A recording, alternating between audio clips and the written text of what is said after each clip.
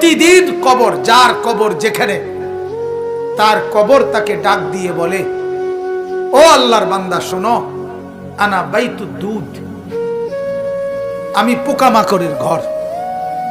আমার বাপ শুনেন, যুবক আপনারাও শুনেন, আপনারাও শুনেন, কবর কিন্তু নির্দিষ্ট কোনো বয়সে যায় না বাপ। প্রতিদিন কোলের বাচ্চাও কবরে যায়, 90 বছরের বুড়োও কবরে যায়, 16 বছরের 20 বছরের তাগড়া জওয়ানও কবরে যায়। কবরস্থানে সব ধরনের লাশ আছে।